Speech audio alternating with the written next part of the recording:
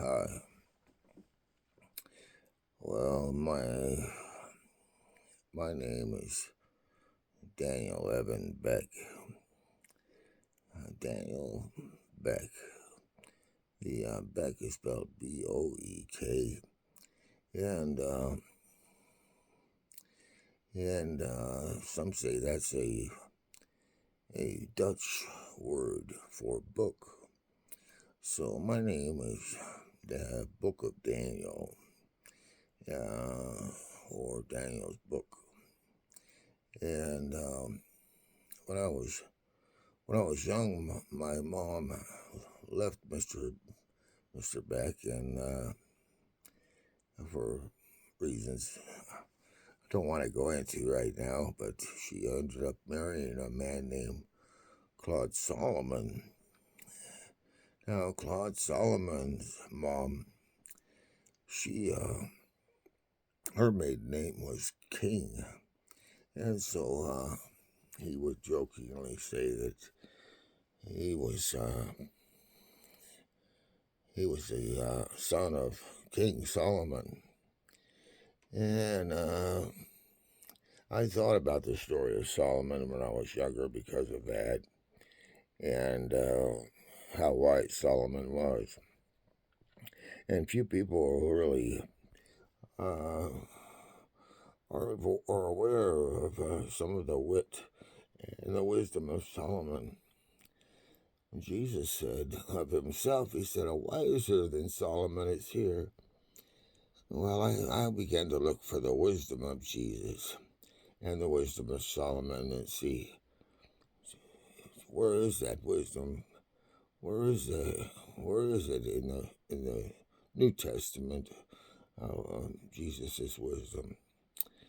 Anyway, that's part of the motivation for my my uh, my looking for wisdom.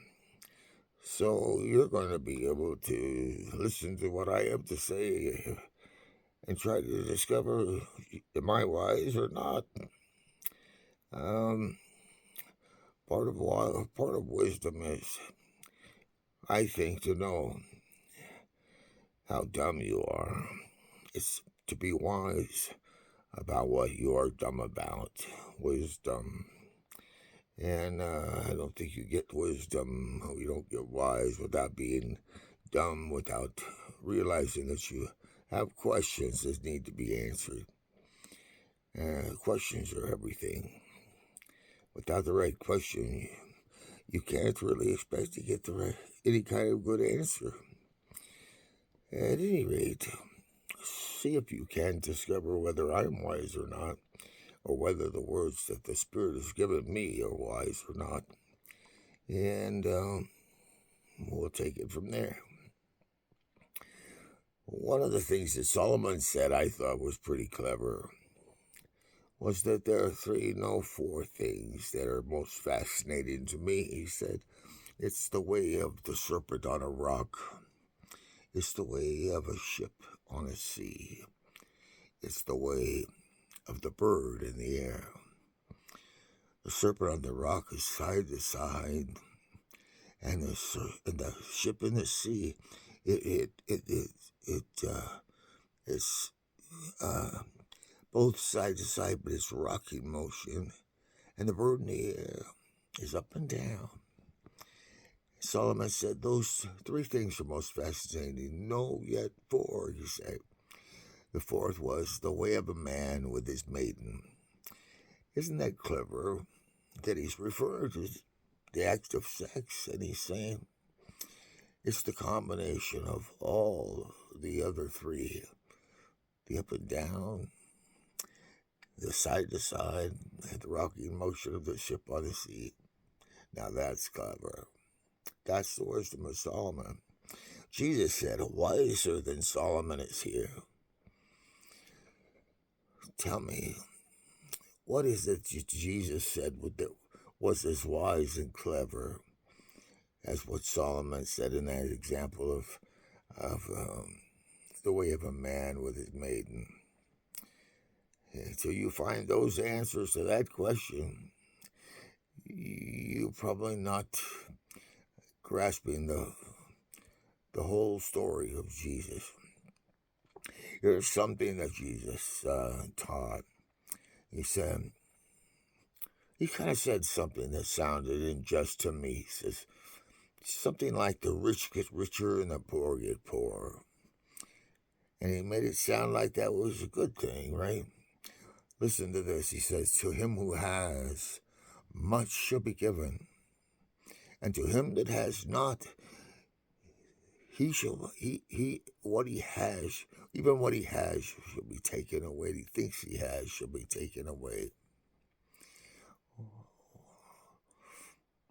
Now, I realized tonight that I needed to make a note of what he was. One of the things he was referring to was compassion.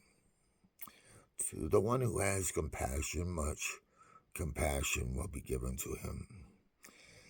But the one who has no compassion will lose even what he thinks he has. Even what he thinks he has shall be taken away. Isn't that true?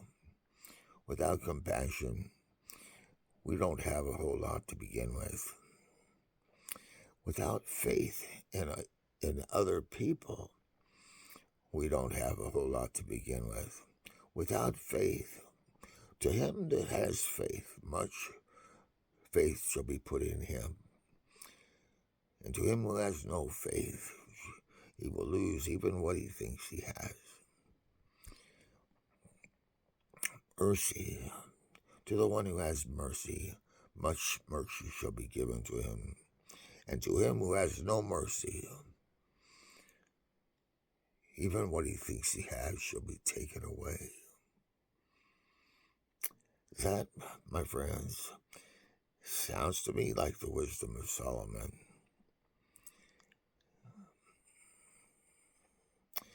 I think I'll take a quick break there.